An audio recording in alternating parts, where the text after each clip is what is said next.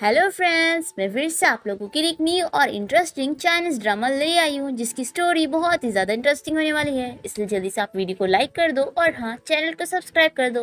तो ड्रामा की स्टार्टिंग हमारे इस कहानी के हीरो हान के साथ होती है, जो कि एक रिच सीईओ है और वो अभी अपनी वाइफ को ढूंढने आया होता है। तभी इसका स्टडी से समझाने लगता है कि बॉस, आपका शेयर होल्डर मीटिंग में जाना बहुत ही जरूरी है। पर हान इसकी बात नहीं सुनता और वो अपनी वाइफ शू को ढूंढने में लगा होता है। तभी असिस्टेंट उसे चिल्लाकर होश में लाता है और कहता है कि बॉस, 6 सालों से आप अपनी वाइफ को ढूंढ रहे हैं और ना आपका कंपनी में ध्यान है ना अपने खुद के ऊपर। और अपनी वाइफ शू को ढूंढने के लिए आपने कितनी जगह उनकी एडवर्टाइजमेंट भी छाप दी, पर वो आपको कहीं भी नहीं मिली। इसलिए अब आपको अपने आप को परेशान नहीं करना चाहिए और खुद पे भी ध्यान देना चाहिए। तो हान कहता है कि अगर मैंने अपनी वाइफ से अपनी असली पहचान ना छुपाया होता तो शू को कोई हर्ट नहीं कर पाता, और मुझे यकीन है कि मेरी शू जिंदा होगी और मैं उसे ढूंढ के रहूंगा। और फिर हान अपनी वाइफ शू के मिसिंग एडवर्टाइजमेंट को यहाँ वॉल पे लगा रहा होता है। तभी यहाँ पर कुछ गुंडे आ जाते हैं और ये लोग हान से फाइट करने लगते हैं। और तभी एक लड़की इन लोग को चिल्लाकर रोकती है और हान जब इसे देखता है तो वो सोचता है कि यही उसकी वाइफ शू है। फिर हमें फ्लैशबैक में दिखाते हैं कि हान और शू भागकर कहीं पर जा रहे होते हैं क्योंकि इन लोग के पीछे गुंडे लगे हुए थे। और फिर वो शू को बचाने के लिए उसे पीछे छुपा देता है और सामने बॉक्स वगैरह रख के उसे कवर कर देता है। और आज इन दोनों की फर्स्ट वेडिंग एनिवर्सरी होती है और हान इसे रिंग गिफ्ट करता है। और शू देखती है कि उसका काफी ज्यादा ब्लड लॉस हो चुका है और वो रोने लग जाती है कि अब उसका बेबी नहीं बचेगा। और तभी यहाँ पर एक लड़की शू को ढूंढ रही होती है उसे मारने के लिए, और हान गुंडों से कह रहा होता है कि तुम लोग मेरी वाइफ को मत टच करो, जो करना है मेरे साथ करो। फिर इसी के साथ ही फ्लैशबैक यहाँ पर खत्म होता है और हान इसे अच्छे से देखकर सोचता है कि ये मेरी वाइफ शू नहीं है, क्योंकि इसका फेस उससे मिल ही नहीं रहा होता है। और तभी ये गुंडे इस लड़की को भी यहाँ पर आकर परेशान करने लगते हैं, तो ये जल्दी से इन लोग के ऊपर गरम गरम पानी उठा के डाल देती है और हान का हाथ पकड़ के उसे कहती है कि चलो भागते हैं। तभी असिस्टेंट भी हान के पीछे आ रहा होता है, तो हान उसे इशारा करता है कि तुम लोग जाओ। और फिर शू तो हान को लेकर आगे भाग जाती है और सारे गुंडे इन लोग के पीछे लग जाते हैं। तभी यहाँ असिस्टेंट की नजर एक बच्चे पर पड़ती है जो कि छुप कर ये सब देख रहा होता है। असिस्टेंट इस बच्चे को देखकर खुश हो जाता है कि ये तो मेरे बॉस का छोटा वर्जन दिख रहा है, और फिर ये जल्दी से इसका फोटो लेकर इन्वेस्टिगेट करने के लिए दे देता है कि ये बच्चा कौन है। अब यहाँ पर ये दोनों छुपे हुए होते हैं और वो गुंडे आगे निकल जाते हैं और हमें पता चलता है कि ये लड़की कोई और नहीं बल्कि इसकी वाइफ शू ही होती है, क्योंकि इसके गले में वही रिंग थी जो उसने उसे गिफ्ट किया था। फिर शू यहाँ से जाने लगती है तो हान इसका हाथ पकड़ के रोकता है और इसे पूछता है कि क्या मैं तुम्हारा नाम जान सकता हूँ। तो शू जानबूझ के इसे अपना नकली नाम बता देती है। ये सुनकर हान इसका हाथ छोड़ देता है और सोचता है कि मैंने सोचा भी कैसे कि ये मेरी वाइफ शू है। तभी शू इसके हाथ में से वो एडवर्टाइजमेंट लेती है जो कि आधा फोटो होता है। ये इस फोटो को अच्छे से देखने लगती है तो हान पूछता है कि क्या तुम इसे जानती हो, ये मेरी वाइफ है और मैं इसे ढूंढ रहा हूँ। तो शू इससे कहती है कि सॉरी, कुछ साल पहले मुझे फेस ब्लाइंडनेस की बीमारी हो गई थी, तब से मैं किसी का फेस देखती हूँ तो मुझे मेरे लवर का फेस दिखता है। तो हान कहता है कि तुम तो सच में बहुत ही लकी हो, जो वो तुम्हारे पास नहीं है फिर भी तुम उसका फेस देख पा रही हो, और मैं तो इतने टाइम से अपनी वाइफ को देख नहीं पाया। और फिर हान यहाँ से जाने लगता है तो शू इसे देखकर सोचती है कि ये बंदा मुझे इतना जाना पहचाना क्यों लग रहा है। फिर वो इसे पीछे से हक करके इसे गुड बाय कहती है और फिर यहाँ से जाते हुए से बोलती है कि मैं तुम्हारी वाइफ का एडवर्टाइजमेंट स्ट्रीट पे लगा दूंगी। तो ये कहता है कि अगर मेरी वाइफ के बारे में कुछ न्यूज मिले तो मुझे जरूर बताना। और फिर वो वापस से पलट के जा रहा होता है। तभी शू उसे फिर से देखती है और उसे कहती है कि देखना, तुम अपनी वाइफ को जरूर ढूंढ लोगे। फिर हम देखते हैं कि शू वापस अपने घर आ जाती है। यहाँ पर उसका बेटा उसके हाथ में चोट देख कर कहता है कि मॉम, मैं मेडिसिन लेकर आता हूँ। फिर ये सी मेडिसिन लगा देता है और शू सो जाती है। तभी हम देखते हैं कि इस घर में 2 और बच्चे होते हैं जो कि शू के ही बेटे हैं। ये लोग अपने बड़े भाई शाओ से पूछते हैं कि ब्रदर, आखिर हम मम्मी से ओपनली कब मिल पाएंगे।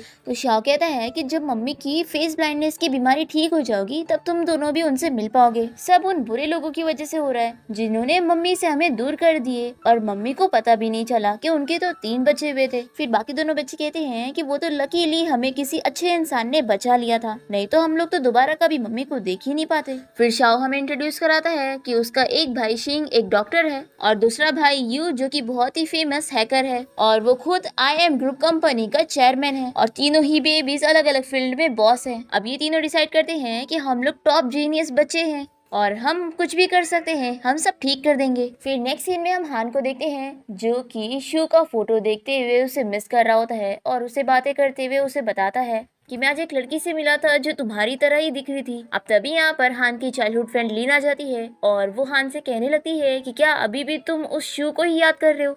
मैं तुम्हारी चाइल्डहुड फ्रेंड थी और मैं तुम्हारे साथ ज्यादा रही थी, फिर भी आखिर तुम्हें उससे ही क्यों प्यार हुआ? तो हान इसे कहता है कि तुम बार बार उसके साथ कंपेयर करना बंद करोगी, तुम कभी उसका मुकाबला नहीं कर सकती हो। तो लिन कहती है कि हाँ तुम सही कह रहे हो, लेकिन ये याद रखो कि वो मर चुकी है और अभी भी तुम्हारे साथ मैं हूँ और तुम्हें सिर्फ मैं ही डिजर्व करती हूँ। फिर हान इसे कुछ रिप्लाई नहीं देता और यहाँ से चला जाता है। फिर लिन किसी को कॉल करके पता करने के लिए कहती है कि हान आज बहुत ही अपसेट था, तो तुम पता करो कि वो आज किससे मिला।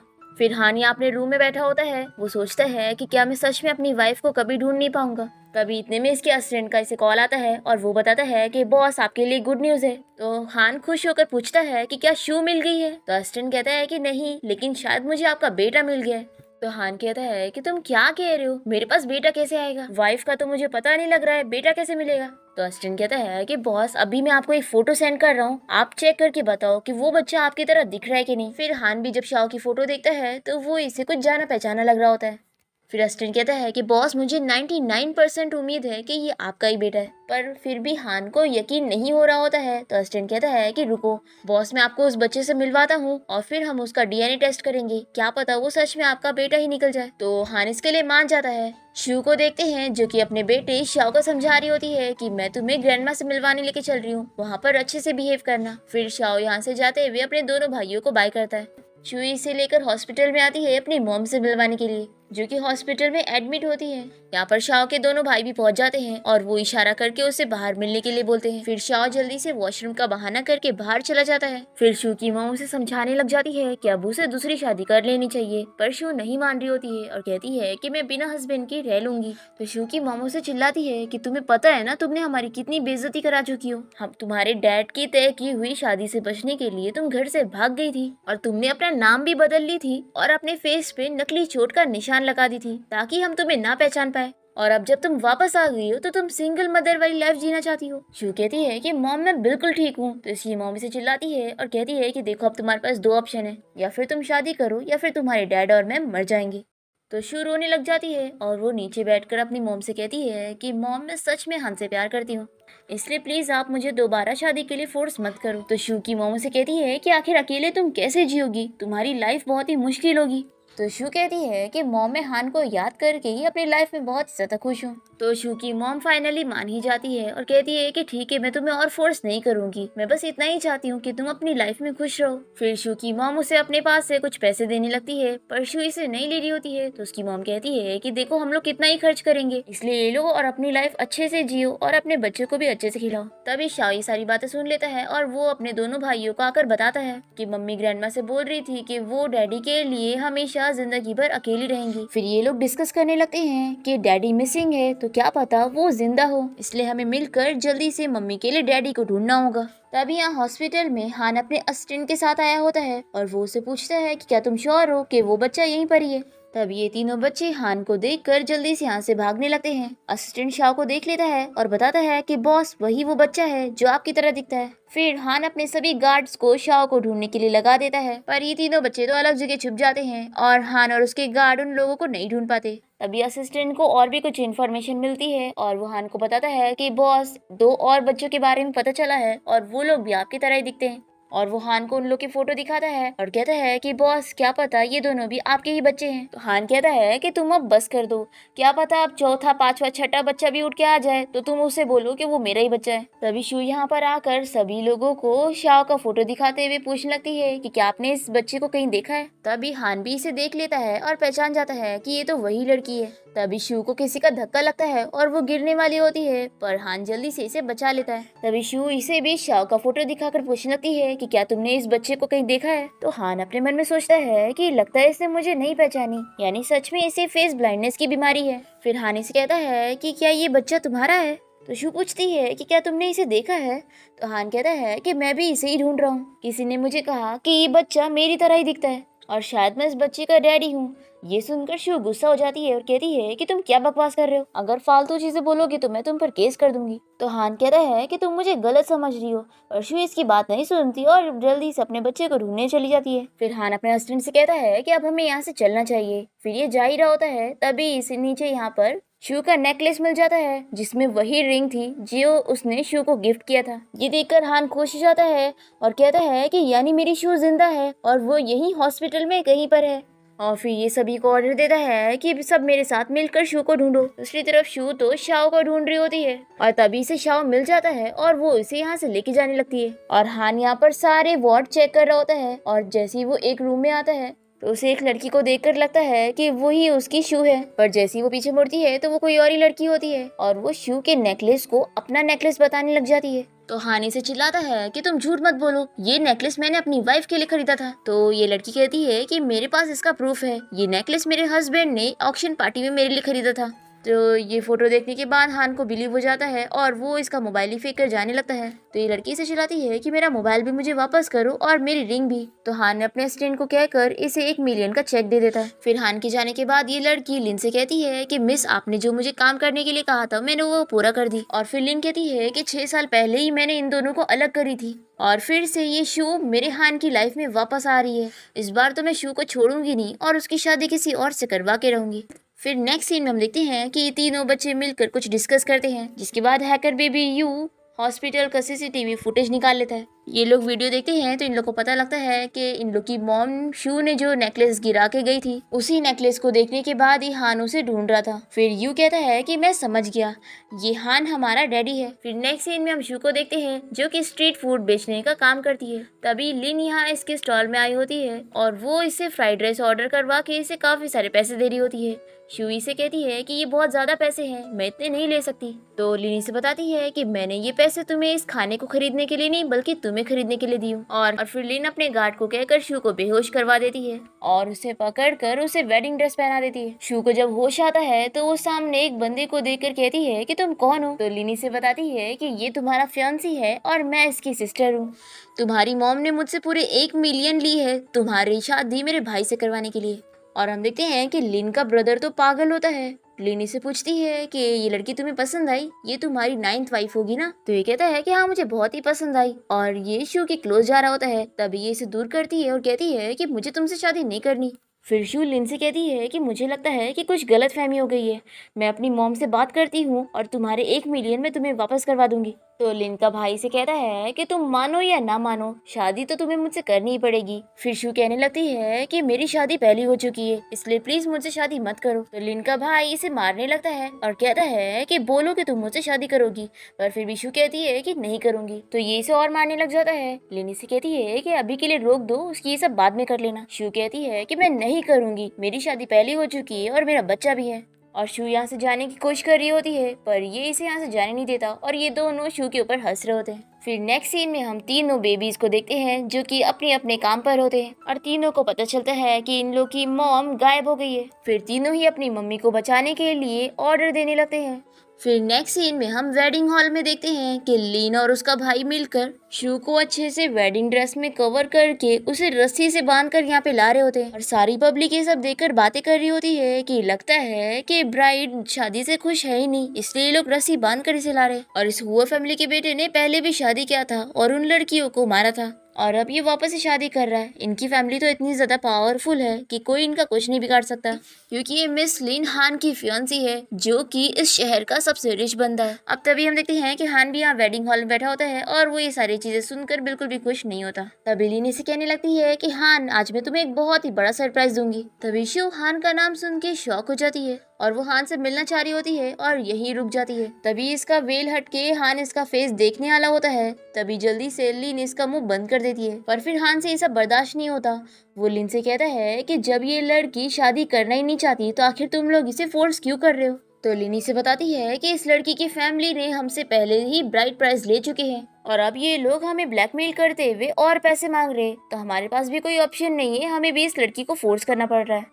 और वो हान को बैठने के लिए कहती है। फिर इसके बाद वेडिंग सेरेमनी स्टार्ट हो जाती है और फिर ये लिन की फैमिली जबरदस्ती शू को फोर्स करके उसकी शादी करवा रहे होते हैं और ये सब देखकर हान को बिल्कुल अच्छा नहीं लग रहा होता है और वो उठकर यहाँ से जाने लगता है। तभी लिन भी यहाँ वेडिंग ड्रेस में आ जाती है और वो नीचे बैठकर हान को प्रपोज करने लगती है और उसे कहती है कि प्लीज मुझे अपनी वाइफ बना लो। फिर सभी लोग तो इन लोग को चीयर कर रहे होते हैं और लिन की मॉम भी बड़ी खुश हो रही होती है और बेचारी शू को जबरदस्ती फोर्स करके यहाँ पे शादी करवाई जा रही होती है। वो रोते हुए सोचती है कि काश मेरा हस्बैंड यहाँ पर होता तो वो मुझे बचा लेता। और यहाँ पर हान लिन को चिल्लाने लगता है कि तुम मेरे सामने नजर मत आना, ये सब क्या कर रही हो। तो लिन कहती है कि प्लीज मेरा प्रपोजल एक्सेप्ट कर लो, अगर अपने बारे में नहीं सोचना है तो कम से कम हमारी फैमिली के बारे में सोच लो, ये हमारी फैमिली के लिए बहुत ही अच्छी चॉइस होगी। और यहाँ बेचारी शू बहुत ही बुरी फंसी होती है और लिन ये देखकर बड़ी खुश हो रही होती है और हान को ये सब देखे नहीं जा रहा होता है और वो शादी रोकने का सोच लेता है। और तभी यहाँ पर शाओ पहुंच जाता है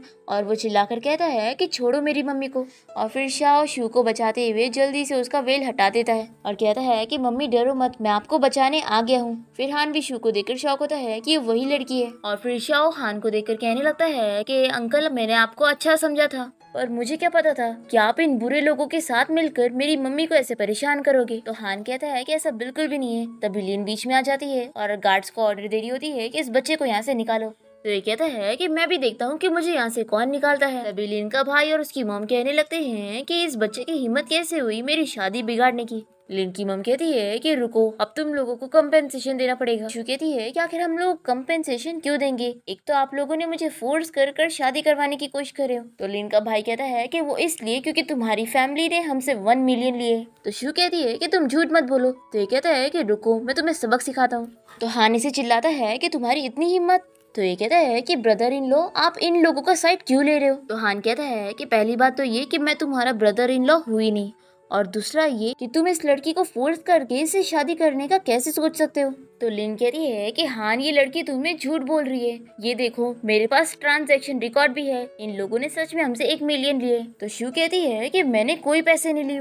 तो लिन कहती है कि हान देखो मैं ऐसा झूठ क्यों बोलूंगी, अब तो मेरे पास सबूत भी है। तभी हान का नाम सुन के शू से पूछती है कि क्या तुम्हारा नाम हान है। तो ये पूछता है कि हाँ तुम मुझे जानती हो। तभी लिन तो डर जाती है कि कहीं हान को इसके बारे में पता न लग जाए। फिर वो जल्दी से बीच में आ जाती है और हान से कहती है कि तुम्हें कौन नहीं जानता होगा, तुम इस शहर के सबसे रिच बंदे हो और ये एक स्ट्रीट फूड बेचने वाली है, तो आखिर तुम्हारा और इसका क्या कांटेक्ट हो सकता है। तो शू ये सुनकर सोचती है कि हाँ मेरा हस्बैंड तो इतना रिच हो ही नहीं सकता, यानी बस इस बंदे का नाम मेरे हस्बैंड जैसा है, लेकिन ये वो नहीं है। फिर लिन का भाई और उसकी मॉम शू से कहने लगते हैं कि तुमने हमारी फैमिली से ब्राइड प्राइस ली हो, इसलिए शादी तो तुम्हें करनी पड़ेगी। तभी शाओ शू के बदले में इन लोगों को चिल्लाता है कि तुम लोग मेरी मम्मी के साथ ऐसा कुछ भी नहीं कर सकते और तुम लोग मुझे बच्चा मत समझना जिससे तुम आसानी से पंगा ले सको। तो लिन का भाई से पूछता है कि फिर तुम मुझे बताओ कि तुम हो कौन। तो शाओ कहता है कि तुम मेरे बारे में जानना डिजर्व ही नहीं करते। फिर लिन और उसका भाई शू से कहने लगते हैं कि तुम्हें इतना अच्छा ऑफर कभी मिल ही नहीं सकता, इसलिए तुम्हें तो ये ब्लेसिंग समझनी चाहिए कि इतने रिच फैमिली में तुम्हारी शादी हो रही है। तो शाओ कहता है कि मेरी मम्मी तो पहले से ही बहुत ही रिच है और उन्हें किसी के ऊपर भी डिपेंड होने की जरूरत नहीं।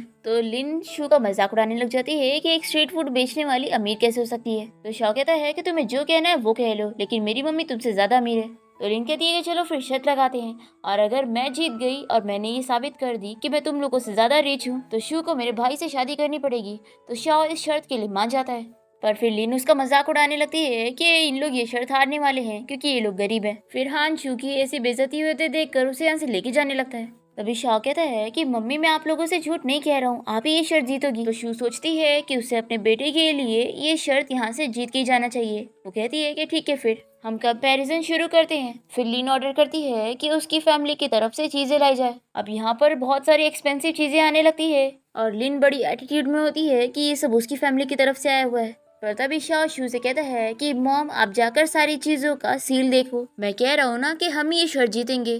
तो शू इसकी बात मान लेती है और वो जाके चेक करती है तो सब उसकी फैमिली का सील निकलता है और ये प्रूफ हो जाता है कि ये सारी एक्सपेंसिव चीजें शू की फैमिली की तरफ से है। फिर लिन को बहुत ही गुस्सा आता है और वो कहती है कि तुम लोगों की चीजें तो बहुत ही मामूली है। और फिर लिन अपनी फैमिली की चीजें मंगाती है तो एक नॉर्मल सा बॉक्स आता है।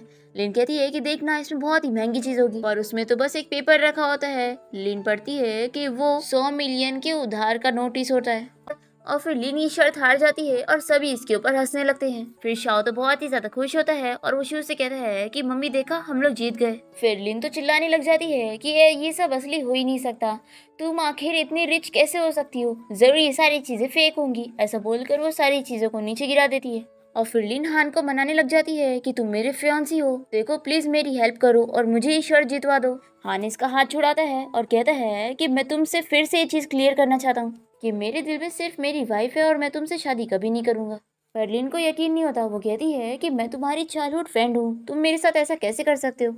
तभी लिन की मॉम उसे कहती है कि जाने दो, तुम इस हान के पीछे मत पड़ो, बस एक बार तुम IM ग्रुप कंपनी के साथ कॉन्ट्रैक्ट साइन कर लो और फिर देखना हमारी फैमिली कितनी ज्यादा रिच हो जाएगी, इस हान से भी ज्यादा। तो ये सुनकर शॉ कहता है कि मम्मी इन लोगों को कह दो कि IM ग्रुप कंपनी कभी इन लोग के साथ कॉन्ट्रैक्ट साइन नहीं करेगी। ये सुनकर शू सोचती है कि मुझे अपने बेटे पर बिलीव करना चाहिए और फिर शू ये चीज लिन से कह देती है तो लिन से चिल्लाती है और कहती है कि तुम अपने आप को समझती क्या हो, तुमने सोची भी कैसे कि IM ग्रुप कंपनी तुम्हारे बोलने के हिसाब से चलेगी। तभी शाओ के फोन में उसके असिस्टेंट का कॉल आ रहा होता है जो कि IM ग्रुप कंपनी के चेयरमैन का असिस्टेंट है। पर ये देखकर लिन कहती है कि जरूर तुमने अपने साथ किसी को एक्टिंग करने के लिए रखे होंगे। फिर शाओ का असिस्टेंट यहाँ पर पहुंच जाता है और शाओ वॉशरूम का बहाना करके यहाँ से चला जाता है और असिस्टेंट शाओ की मॉम यानी कि शू की काफी रिस्पेक्ट कर रहा होता है और उससे माफी मांगता है कि सॉरी मिस मैं लेट हो गया। तो लिनी से कहती है कि आप इतने बड़े कंपनी के प्रेसिडेंट हो के इस गरीब लड़की को इतनी रिस्पेक्ट क्यों दे रहे हो। तो ये से एक स्लैप लगाता है और समझाता है कि ये वो लोग हैं जिनसे तुम कभी पंगा नहीं ले सकती। और फिर असिस्टेंट IM ग्रुप कंपनी की तरफ से लिन के साथ सारे कॉन्ट्रैक्ट खत्म कर देता है और कहता है कि जो भी अब इन लोगों के साथ बिजनेस डील करेगा वो हमारा दुश्मन होगा। ये सुनकर लिन और उसकी पूरी फैमिली रिग्रेट कर रहे होते हैं। लिन का भाई भी उसे चिल्लाता है कि तुमने ये सब क्या कर दी। फिर लिन बहुत ही परेशान हो जाती है कि मेरा सब खत्म हो गया। फिर असिस्टेंट शू से पूछता है कि मिस आप इसके साथ क्या करना चाहती हैं। तो शू कहती है कि मैं चाहती हूँ कि ये नील डाउन होकर मुझसे माफी मांगे। तो लिन हान को मनाने लग जाती है कि प्लीज मेरी हेल्प करो, पर वो कहता है कि मैं तुम्हारी कोई हेल्प नहीं करूंगा। फिर असिस्टेंट सभी से कहता है कि अगर कोई भी इसकी हेल्प करने की कोशिश करेगा तो वो हमारा दुश्मन होगा। फिर सभी लोग डर के पीछे हो जाते हैं और फिर लिन और उसकी पूरी फैमिली को शाओ के सामने नील डाउन होकर उससे माफी मांगनी पड़ती है। तभी यहाँ पर शू लिन के हाथ में दांत का निशान देख लेती है और पूछती है कि तुम्हें ये निशान कैसे आया। तो लिन बहाना करती है कि जब मेरा भाई छोटा था तभी उसने मेरे हाथ पे काट लिया था, इसलिए तब से निशान हो गया। तो शू सोचती है कि क्या ये बस कोइंसिडेंस है कि जो उस दिन मास्क वाली वो लड़की आई थी जिसने मुझे और हान को अलग कर दी थी, क्या ये वो नहीं है, क्योंकि इसके हाथ पे भी वही निशान है जो मेरी वजह से उस लड़की के ऊपर आए थे। फिर शू को अचानक से चक्कर आने लगते हैं और फिर वो देखती है कि उसकी फेस ब्लाइंडनेस की बीमारी ठीक हो गई क्योंकि लिन उसे अच्छे से दिख रही है। और फिर ये जैसी हान की तरफ देखती है तो ये सोचती है कि मुझे तो मेरे लवर का ही फेस दिख रहा है, यानी ये मेरी गलतफहमी है कि मैं ठीक हो गई। फिर शू हान से कहती है कि मुझे अब जाना होगा और वो जल्दी से यहाँ से भाग जाती है। फिर नेक्स्ट सीन में हम देखते हैं कि शू अपने बेटे शाओ को पार्क में लेकर गई होती है। तभी यहाँ पर हान की मॉम एक गरीब लेडी बनने की एक्टिंग कर रही होती है और ये बहाने से शू के बेटे शाओ का बाल ले लेती है DNA टेस्ट करवाने के लिए। और फिर शू यहाँ से जाने लगती है तो हानी से रोकता है और कहता है कि मुझे तुमसे कुछ बात करनी थी, मैं तुमसे जानना चाहता था कि तुम्हारा और IM ग्रुप का क्या रिलेशनशिप है। तो शू कहती है कि मैं तुम्हें इस बारे में कुछ नहीं बता सकती हूँ और वैसे मैं क्या जान सकती हूँ कि तुम मुझसे क्यों पूछ रहे हो। तो ये कहता है कि IM ग्रुप कंपनी के बॉस ने मेरे बहुत सारे बिजनेस प्रोजेक्ट चुराए हैं, तो मैं जानना चाहता था कि इस कंपनी का बॉस है कौन जो ये सब कर रहा है। शू कहती है कि ये मैं तुम्हें नहीं बता सकती और ऐसा बोलकर वो चली जाती है। तभी यहाँ पर हान की मॉम आ जाती है और वो उसे कहती है कि मुझे पता है कि तुम उस लड़की को पसंद करते हो ना। हान पूछता है कि मॉम आप यहाँ पर क्या कर रही हो और ये अजीब से गेटअप में क्यों। तभी हान की मॉम जल्दी से उसका बाल ले लेती है और बहाना करती है कि तुम्हारा वाइट बाल आ गया था और फिर वो हान के असिस्टेंट को कॉल करके इस बारे में बताती है और DNA टेस्ट करवाने का कहती है। और वो बहुत ही खुश होती है कि अगर शाओ सच में उनका ग्रैंडसन निकल जाएगा तो बहुत अच्छा होगा। और यहाँ हम देखते हैं कि शू घर आने के बाद बहुत ही अपसेट होती है और उसके तीनों बच्चे आपस में बात कर रहे होते हैं कि आखिर उसे तो खुश होना चाहिए था कि वो शर्ट जीत गई। तो शाओ बताता है कि जब से मम्मी ने लिन के हाथ पे वो निशान देख ली तब से वो अपसेट है। तभी यूं सोचने लगता है कि वो अपने दोनों भाइयों को बताए कि नहीं कि हान इन लोग का डैडी है, पर ये सोचता है कि डैड के पास पहले से फियांसी है इसलिए डैड मम्मी को डिजर्व ही नहीं करते। फिर यहाँ हम शू को देखते हैं जो कि सोच रही होती है कि लिन ही वो विलन है जिसने उन दोनों को अलग की थी। शू डिसाइड करती है कि वो सच का पता लगाएगी और अपना और हान का बदला उससे लेगी। फिर शू के सो जाने के बाद तीनों बेबी यहाँ पर आकर उसे देखकर बातें कर रहे होते हैं कि उसकी फेस ब्लाइंडनेस की बीमारी जल्द ही ठीक हो जाएगी, बस 3 नीडल्स देने जो कि कुछ दिनों में देने हैं। तो ये लोग बहुत ही खुश होते हैं कि फिर मम्मी हम दोनों को भी देख पाएगी। फिर नेक्स्ट मॉर्निंग जब शू उठती है तो वो अपने बेटे शाओ से इस बारे में पूछती है कि कल वो IM ग्रुप कंपनी का प्रेसिडेंट वहाँ कैसे आया था और उसने वो सारी एक्सपेंसिव चीजें कैसे लाया था। तो शाह कहता है कि मॉम में एक प्राइज जीत गया था आई एम ग्रुप कंपनी की तरफ से और उन लोगों ने कहा कि वो मेरी कोई भी विश पूरी करेंगे।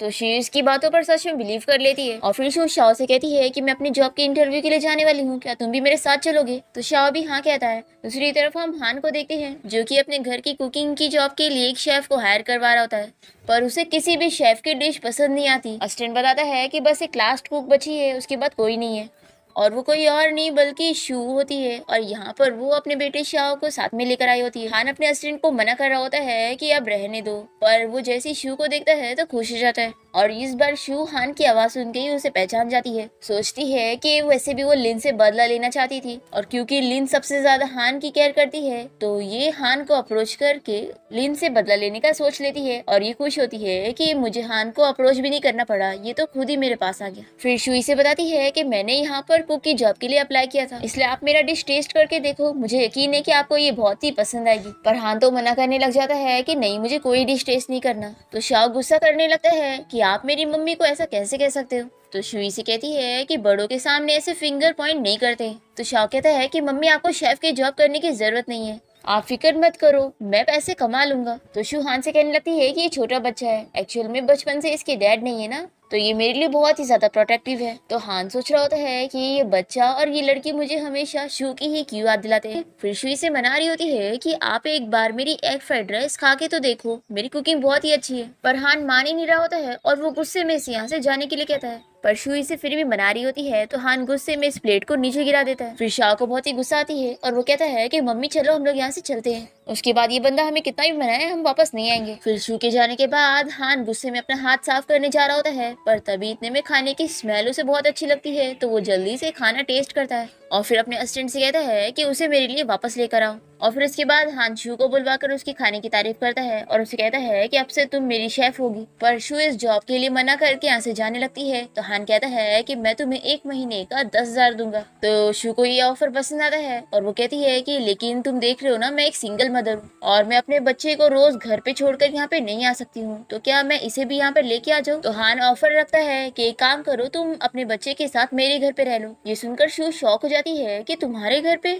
तभी शाह कहता है कि मम्मी हम लोग यहाँ पे नहीं रह सकते। फिर शू अपने बेटे की बात सुनते हुए हान के इस ऑफर को मना कर रही होती है तो हान इसे और भी ज्यादा ऑफर देने लग जाता है कि मैं तुम्हें 1 महीना सैलरी के साथ साथ बोनस भी दिया करूंगा और अगर मुझे तुम्हारे खाने का टेस्ट पसंद आएगा तो मैं प्राइस और बढ़ा दूंगा। शू तो इतने सारे पैसों का नाम सुन के बहुत ही खुश हो जाती है और तुरंत ही हाँ कह देती है। और फिर नेक्स्ट सीन में हम देखते हैं कि शू अपना लगेज लेकर यहाँ पर पहुंच जाती है और असिस्टेंट से कहता है कि अगर आपको कुछ भी जरूरत होगी तो मुझे बता देना। तभी यहाँ हान के घर पे लिन आई होती है और वो शू को देखकर बहुत ही गुस्सा हो जाती है और कहती है कि तुम यहाँ पर क्या कर रही हो, और वो इसका लगेज फेंकते हुए इसे घर से बाहर निकालने का कह रही होती है। तो शू इसे बताती है कि अब मैं यहाँ पर जॉब करती हूँ और मैं यहाँ से कहीं नहीं जाऊंगी और तुम होती कौन हो मुझे यहाँ से निकालने वाली। तो लिन कहती है कि मैं हान की वाइफ हूँ। तो शू कहती है कि मैंने तो सुनी कि हान की वाइफ गुम हो चुकी है और वो अभी अपनी वाइफ को ढूंढ रहे हैं। ये सुनकर लिन सोचती है कि आखिर इसे इतना सब कुछ कैसे पता चल गया और फिर वो इसे कहती है कि हान की वाइफ बहुत टाइम पहले ही मर चुकी है, इसलिए अब हान की वाइफ सिर्फ मैं ही बनूंगी।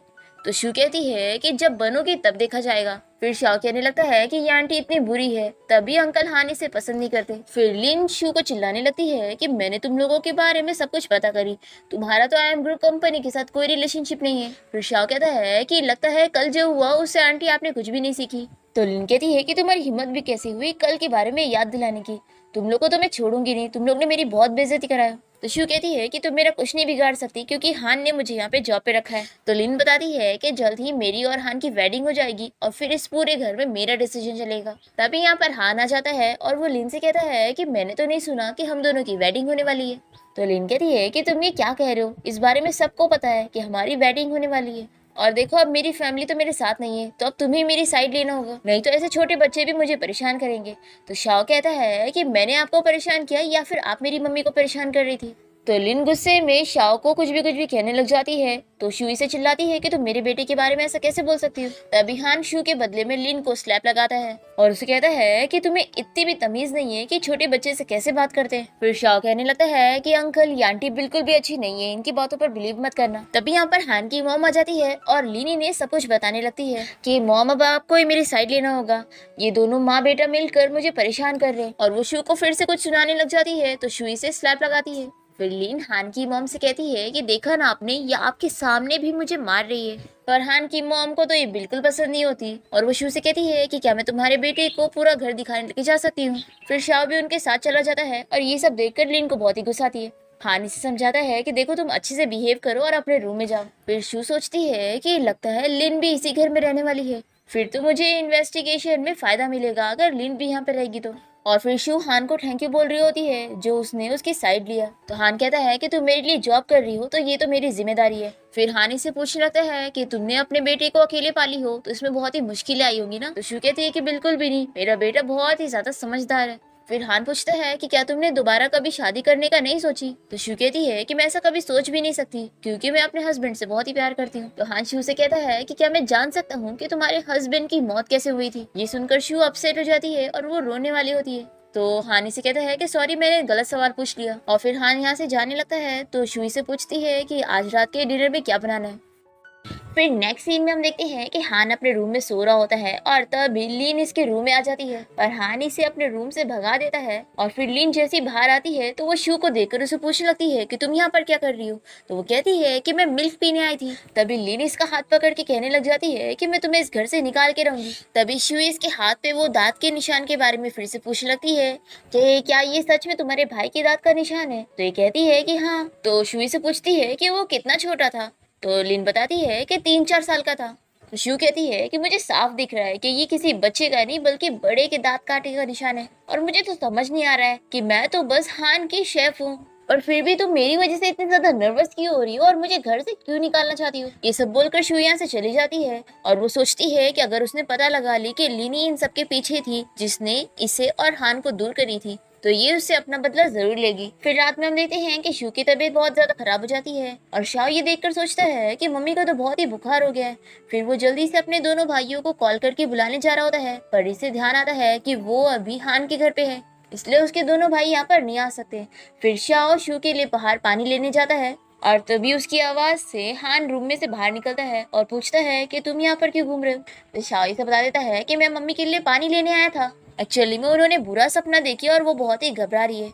तो हान ये सुनकर शू को चेक करने के लिए उसके रूम में आता है। शू अभी भी सपने में ही होती है कि कुछ गुंडे इन लोग के पीछे पड़े हैं और वो अपने हस्बैंड को बचा रही है। हान से कहता है कि तुम्हारे हस्बैंड को कुछ नहीं होगा, वो ठीक है। तो ये सुनने के बाद शू रिलैक्स में सो रही होती है और हान इसे देखकर सोच रहा होता है कि आखिर ये लड़की मुझे हमेशा शू की ही क्यों याद दिलाती है। तभी ये सब देखते हुए शाओ हान से पूछता है कि अंकल आप मेरी मॉम को इतना क्यों देख रहे हो, मैं छोटा जरूर लेकिन बुद्धू नहीं। और फिर शाओ ये सोचकर बहुत ही खुश होता है कि ये अंकल तो बहुत ही ज्यादा रिच है और अगर ये मेरे डैडी बन जाएंगे तो मम्मी तो बहुत ही ज्यादा खुश होंगी क्योंकि वो बहुत ही ज्यादा रिच हो जाएंगी। फिर शाओ भी सो जाता है और हान इन दोनों को देखते हुए सोच रहा होता है कि अगर मेरा और शू का बेटा होता तो वो भी इतना ही बड़ा होता। अब इसके बाद नेक्स्ट मॉर्निंग हम देखते हैं कि जैसे ही शू की नींद खुलती है तो वो अपने बाजू में यहाँ हान को देखकर शॉक हो जाती है और कहती है कि तुम मेरे रूम में क्या कर रहे हो। तो शाओ बताता है कि मम्मी कल रात आपको बहुत ज्यादा फीवर था और आपको बुरे सपने आ रहे थे इसलिए अंकल हान ने पूरी रात आपकी केयर करी।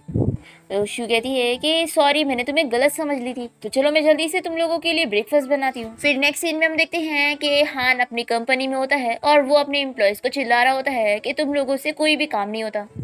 तभी यहाँ कंपनी में शू हान का लंच लेकर आई होती है और सभी एम्प्लॉयज बाहर आते हुए शू के बारे में बात करने लगते हैं कि आखिर ये ब्यूटीफुल लड़की कौन है। और यहाँ पर शू हान को खाना सर्व कर रही होती है। तभी वो कहता है कि मैं हमेशा ही इतने गुस्से में नहीं रहता हूँ।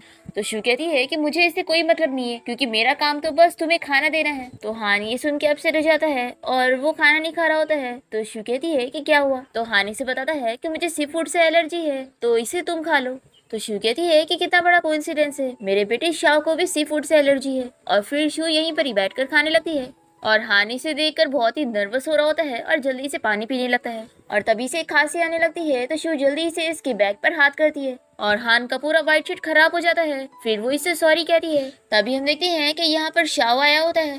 हान शू से कहता है कि तुमने ये शर्ट गंदा करी हो तो अब तुम इसे साफ करोगी तो अब तुम ही उतारो। तो शू मान जाती है और वो हान की शर्ट के बटन खोल रही होती है और तभी शाओ ये सब देखकर जल्दी से ऑफिस का दरवाजा बंद कर देता है। और तभी लिन यहाँ पर आई होती है तो शाओ इसे अंदर जाने नहीं देता पर लिन फिर भी नहीं मान रही होती है। तो शाओ कहता है कि अंकल हान मेरे स्टेप फादर बनना चाहते हैं तो आखिर तुम इन सब के बीच में क्यों आ रही हो। ये सुनकर लिन शॉक हो जाती जाती है और जल्दी से ऑफिस में जाती है और शू को चिल्लाने लगती है कि तुम्हारी हिम्मत भी कैसे हुई मेरे फियांसी को सेड्यूस करने की। तो हान से कहता है कि तुम्हें परमिशन किसने दिया अंदर आने की, और वैसे ये मेरी कुक है, इसकी इंसल्ट तुम नहीं कर सकती हो।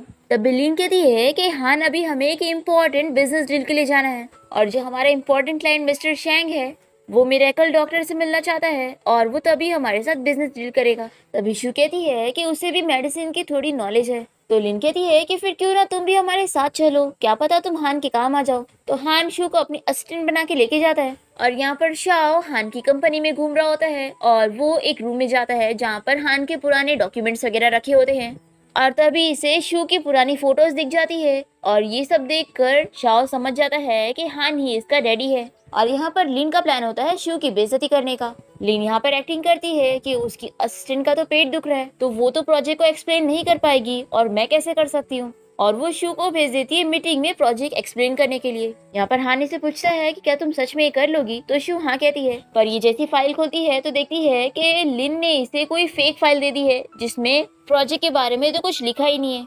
और ये देखकर लिन को मजा आ रहा होता है कि अब इसका मजाक बनेगा। पर तभी शू तो इस फाइल को बंद करके अपने सारे आइडियाज एक्सप्लेन करने लगती है जो कि सभी को बहुत ही पसंद आता है और मिस्टर शेंग तो बहुत ही ज्यादा खुश हो जाता है और वो कहता है कि आप लोग मिरेकल डॉक्टर को जानते हो तभी मैं ये बिजनेस डील करूंगा। और लिन को ये देखकर बहुत ही गुस्सा आ रहा होता है। फिर वो यहाँ पर आती है और कहती है कि शू तुम मिरेकल डॉक्टर को जानती हो ना, तो उसे यहाँ पर बुलाओ। तभी यहाँ पर शाओ आ जाता है शू की हेल्प करने के लिए और वो कहता है कि हाँ मेरी मम्मी मिरेकल डॉक्टर को जानती है।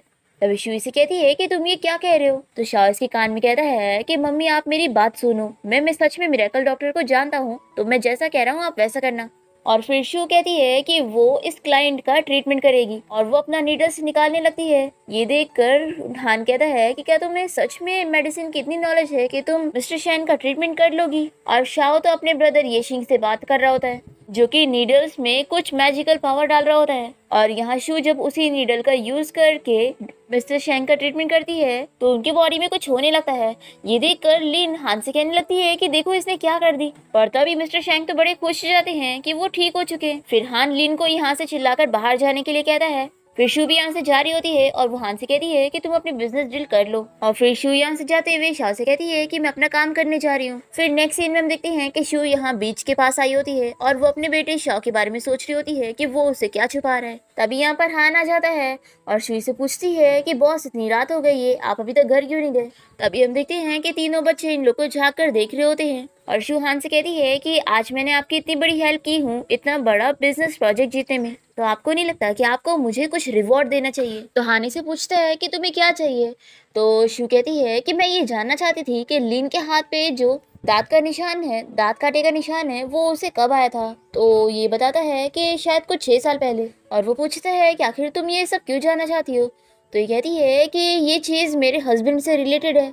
तो हान से कहता है कि ठीक है, अगर तुम अपने हस्बैंड के बारे में कुछ पता करना चाहती हो तो मैं इसमें तुम्हारी हेल्प कर सकता हूँ। और फिर हान शू से कह रहा होता है कि तुम हमेशा अपने हस्बैंड की बात करती हो तो जरूर तुम उससे बहुत प्यार करती होगी। तो शू कहती है कि हाँ मैं अपने हस्बैंड से बहुत ज्यादा प्यार करती हूँ और मैं उसे कभी नहीं भूलूंगी, और मुझे भी पता है कि बॉस आप भी अपने वाइफ से बहुत ही प्यार करते हैं तो आप भी उसे कभी मत भूलना। फिर हान ये सुनकर अपसेट हो जाता है और वो शू को याद करते हुए यहाँ से जाने लगता है। तभी हम देखते हैं कि शाओ अपने दोनों भाइयों को इस बारे में बताने जा रहा होता है कि हान सच में इन लोग का डैडी है। पर तभी वो दोनों जल्दी से छुप जाते हैं और शू शाओ से कहती है कि तुम यहाँ पर क्या कर रहे हो, और वैसे मुझे ऐसा क्यों लगा कि तुम 3 थे यहाँ पर अब तुम अकेले हो। तो ये कहता है कि मम्मी आखिर ऐसे कैसे हो सकता है, लगता है आप बहुत ज्यादा थक गई हो तो आपको मेरी शैडो में भी मैं और नजर आ रहूंगा। और फिर शाओ और शू घर आ जाते हैं और शू के सोने के बाद शाओ जल्दी से अपने दोनों भाइयों को आवाज देता है और कहता है कि मम्मी अब सो गई है। ये लोग बातें कर रहे होते हैं कि आज मम्मी को लास्ट इंजेक्शन देना है, इसके बाद मम्मी की फेस ब्लाइंडनेस की बीमारी ठीक हो जाएगी और मम्मी हम दोनों को देख पाएगी। फिर ये शिंग अपना ट्रीटमेंट चालू करता है और वो शू को नीडल लगा रहा होता है। फिर इसके बाद शाओ बाकी दोनों को बता देता है कि मुझे डैडी मिल गए हैं। तो ये शिंग पूछता है कि जल्दी से बताओ कि आखिर हमारे डैडी कौन है। तो ये कहता है कि अंकल हान ही हमारे डैडी हैं। तो यू कहता है कि मुझे इस बारे में पहले ही पता चल गया था उस दिन जब हमने सीसीटीवी फुटेज देखे थे और मॉम ने जो रिंग गिराई थी उसे डैडी ढूंढ रहे थे, इससे ही साफ पता चल गया था कि वही हमारे डैडी है। तो ये शिंग कहता है कि फिर तुमने हमें इस बारे में पहले क्यों नहीं बताया। तो ये कहता है कि डैडी के पास पहले ही फियांसी थी तो मुझे लग रहा था कि डैडी हमारी मम्मी को पसंद ही नहीं करते और वो उनके लायक है ही नहीं। फिर ये तीनों डिस्कस करते हैं कि हाँ सच में डैडी बहुत ही बुरे हैं, वो हमारी मम्मी को पसंद ही नहीं करते। तो अब जब मम्मी की फेस ब्लाइंडनेस की बीमारी ठीक हो जाएगी तो अब ये मम्मी के ऊपर है कि मम्मी क्या डिसीजन लेती है। फिर इसके बाद शॉ के दोनों भाई घर से बाहर जा रहे होते हैं और हान 2 बच्चों को जाते हुए देखकर शॉक होता है और फिर वो शॉ को देखकर कहता है कि तुम तो बाहर चले गए थे ना। तो ये कहता है कि अंकल मैं तो सो रहा था। फिर नेक्स्ट डे हम देखते हैं कि शू हान का लंच तैयार करके उसे वापस से ऑफिस देने जा रही होती है और वो अपने बेटे शाओ को देखकर सोचती है कि बस मैं अपना रिवेंज पूरा कर लूं, फिर मैं शाओ को लेकर यहाँ से दूर चली जाऊंगी। फिर इसके बाद शू कंपनी पहुंचती है, तभी लिनी से देखकर कहने लगती है कि देखना तुम बस एक सर्वेंट हो और मैं तुम्हें जॉब से निकलवा के रहूंगी। तो शू इसे कहती है कि तुम्हें किसने कहा कि मैं बस यहाँ पर जॉब करने आई हूँ। तो लिन कहती है कि मुझे पता था कि तुम्हारे कुछ और आइडियाज हैं। तो शू कहती है कि हाँ मैं यहाँ पर तुम्हारे लिए आई हूँ और फिर वो इसे कोई फोटो दिखाती है जिसे देखकर लिन डर कर यहाँ से चली जाती है और शू सोच लेती है कि अब ये एविडेंस वो पुलिस को दे देगी और पुलिस लिन को पकड़ के लेके जाएंगे और उसे पूछेंगे कि आखिर उसने उसके हस्बैंड को क्यों मारी। पर फिर शू जब यहाँ से जा रही होती है तभी एक बंदा इसे बेहोश करके एक खंडर जगह ले आता है जहाँ पर लिन मास्क पहन कर आई होती है। शू इसे कहती है कि यहाँ पर तो सिर्फ हम दोनों ही हैं, तो तुम अपना मास्क क्यों नहीं उतार देती। तो लीन अपना मास्क हटा देती है और कहती है कि अब तुम यहाँ से तो जा ही नहीं पाओगी, तो मैं दिखाई देती हूँ तुम्हें। फिर शू इसका चेहरा देखने के बाद कहती है कि यानी मैंने सब सही सोची थी, तुम ही वो हो जिसने हमारे साथ ये सब की। तो लीन इससे कहती है कि 6 साल पहले भी मैंने तुम्हें हराई थी और अब भी मैं तुम्हें हराऊंगी। तो शू पूछती है कि आखिर तुम मेरे साथ ये सब क्यों कर रही हो। और फिर शू खुद ही समझ जाती है कि लिन हान की इतनी फिक्र करती है, यानी हान कोई और नहीं बल्कि मेरा हस्बैंड ही है। तो लिन कहती है कि हाँ तुम सही कह रही हो, लेकिन अब मैं उसे तुम्हारा हस्बैंड नहीं रहने दूंगी, वो सिर्फ मेरा है।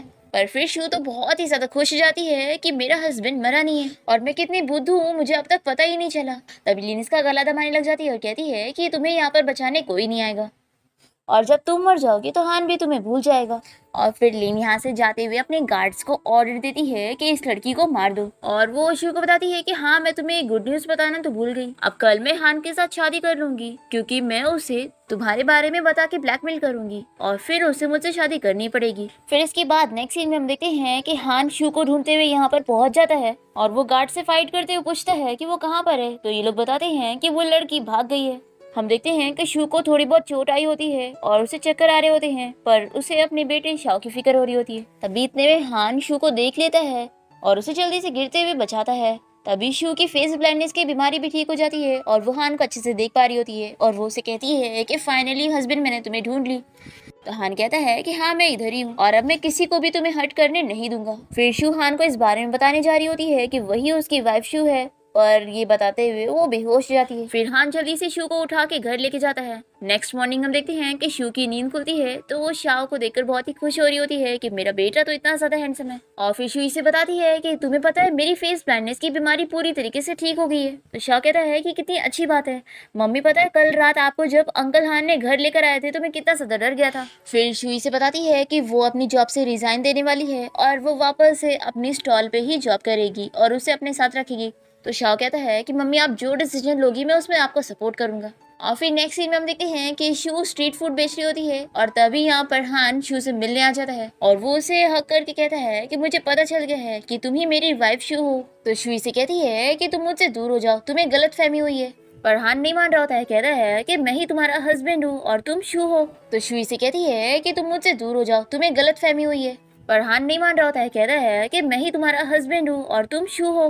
तो शू इसे कहती है कि मैं कोई शू नहीं हूँ और मेरे हस्बैंड का नाम तो ली है, तुम वो हो ही नहीं। और वो इसे यहाँ से जाने का कहती है। फिर हान यहाँ से जाने लगता है और शू उसे जाते हुए देखकर सोच रही होती है कि वो अब उसे डिजर्व ही नहीं करती क्योंकि वो इतना ज्यादा रिच फैमिली से बिलोंग करता है तो उसे एक अच्छी लड़की ही डिजर्व करेगी। और ये सब सोचने पर लिन ने ही इसे मजबूर करी है।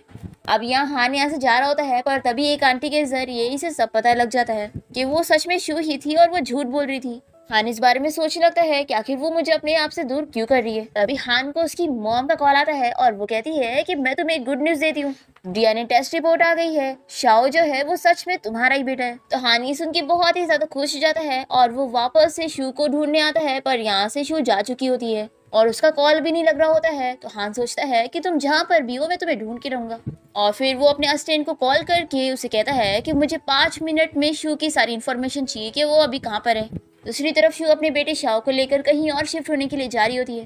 तभी यहाँ पर इसके बाकी दोनों बेटे भी आ जाते हैं और ये तीनों मिलकर शू को सच बताते हैं कि एक्चुअली में उसके 3 बच्चे हुए थे। शू बहुत ही ज्यादा खुश हो जाती है कि यानी मेरे पास 3 बेबीज है। तभी तीनों कहते हैं कि मॉम ये सब लिन की वजह से हो रहा है। उस गंदी लड़की की वजह से हमारी पूरी फैमिली अलग हो गई और वो डैडी को भी आपसे छीनना चाहती है, इसलिए हमें उससे बदला लेना चाहिए। तो शू भी मान जाती है और इन लोगों से कहती है कि चलो फिर तुम्हारे डैडी की वेडिंग सेरेमनी में। फिर हम देखते हैं कि एक पार्टी चल रही होती है जहाँ पर लिन हान को प्रपोज कर रही होती है उसे शादी करने के लिए, पर वो सभी के सामने उसे रिजेक्ट करता है और सभी को उसकी असलियत दिखाता है। वो सभी को बताता है कि इस लड़की ने मुझे मेरी वाइफ से दूर करी है और मैं सिर्फ अपनी वाइफ से प्यार करता हूँ जो कि बहुत ही अच्छी लड़की है। और हम देखते हैं कि शू भी यहाँ पार्टी में आई होती है और वो ये सब सुन के बहुत ही खुश हो रही होती है। तभी शू यहाँ अपने तीनों बच्चों को लेकर पहुंच जाती है और हान इसे देखकर बहुत ही ज्यादा खुश हो जाता है और इसे कहता है कि प्लीज मुझे माफ कर दो, मैंने तुम्हें अच्छे से प्रोटेक्ट नहीं कर पाया था, लेकिन अब मैं तुम्हारा बहुत ही अच्छे से ख्याल रखूंगा, प्लीज तुम मुझे छोड़कर मत जाओ। तो शू कहती है कि मैं तुम्हें छोड़कर कहीं नहीं जाऊंगी क्योंकि अब मुझे समझ आ गया है तुम ही मेरे हस्बैंड हो। फिर शू हान को ये भी बताती है कि उसके पूरे 3 बेबीज हैं और फिर हान तीनों बच्चों को हक करता है और कहता है कि मेरी तरफ से तुम लोग को सॉरी, डैडी ने तुम्हारा अच्छे से ख्याल नहीं रखे। और फिर शू और हान मिलकर लिन को अरेस्ट करवा देते हैं और फिर हान शू को यहाँ पर प्रपोज करते हुए उसे कहने लग जाता है कि तुम फिर से मुझसे शादी कर लो और मुझे एक और चांस दे दो। तो शू इसे पूछती है कि पहले तुम मुझे ये बताओ कि तुमने मुझसे इतनी बड़ी बात क्यों छुपाए थे कि तुम इतने रिच हो, क्या तुम मुझे पसंद नहीं करते थे? तो हान कहता है कि तुम्हें याद है ना कि हमारी फ्लैश मैरिज हुई थी। तो शू कहती है कि हाँ, मैंने गलती से तुम्हें अपने ब्लाइंडेड समझ ली थी। हान कहता है कि मैं बहुत ही लकी था कि तुम मुझे गलती से मिल गई और मुझे लगा कि अगर मैं तुम्हें सच बता दूंगा कि मैं इतने रिच फैमिली से बिलोंग करता हूँ तो तुम मुझसे शादी करने के लिए नहीं मानोगी, और इसलिए मैंने तुमसे सच नहीं बताया क्योंकि मुझे तुमसे लव एट फर्स्ट साइट हो गया था। फिर सभी लोग इन लोगों को चीयर करने लग जाते हैं और शू को हाँ कहने के लिए कह रहे होते हैं। तभी शू अपने बेबी से पूछती है कि क्या तुम लोग को ये डैडी चाहिए, तो तीनों हाँ कहते हैं। फिर हान खुश हो जाता है और शू को रिंग पहनाने जा रहा होता है, तभी वो इसे रोकती है और कहती है कि तुमने मेरे बेबी से हाँ तो ले लिए लेकिन मेरे पेरेंट्स से नहीं। तो हान तुरंत ही अपने असिस्टेंट को कार रेडी करने के लिए कहता है और अपने तीनों बेबी से कहता है कि चलो मेरे साथ अपने ग्रैंड पेरेंट्स से मिलने के लिए। और फिर हान शू को लेकर उसके मॉम डैड के घर के बाहर पहुंच जाता है, पर वो काफी ज्यादा नर्वस होता है। शू अपने मॉम डैड से मिलती है पर शू के डैड काफी ज्यादा उससे गुस्सा होते हैं जो वो घर छोड़ के चली गई थी और वो उसे चिल्लाकर यहाँ से बाहर चले जाते हैं और शू रोने लग जाती है। तो हान शू के डैड से बात करने जाता है और वो उन्हें मना ही लेता है और फिर शू के मॉम डैड दोनों को ही हान बहुत ही पसंद आता है और फिर डिनर के बाद ये लोग यहाँ से जाने लगते हैं, पर तभी हान शू को उसके मॉम डैड के सामने ही प्रपोज करता है, पर शू तो बहुत ही शाय हो रही होती है। हान कहता है कि जब तक तुम मुझे कहानी कह देती तब तक मैं यहाँ से नहीं उठूंगा। तो शू हाँ कह देती है और ये इसे रिंग पहना देता है और फिर शू के मॉम डैड और ये तीनों बेबीज सभी बहुत ही खुश होते हैं और ये तीनों बेबीज कहने लगते हैं कि अब मॉम डैड मिल गए हैं तो अब इन लोग को एक सिस्टर भी चाहिए। तो हान कहता है कि ठीक है, फिर मॉम डैड मेहनत करेंगे और तुम लोग को सिस्टर देंगे। और इसी के साथ इस ड्रामा की हैप्पी एंडिंग यहाँ पर हो जाती है। आई होप आप सभी को ड्रामा पसंद आया होगा।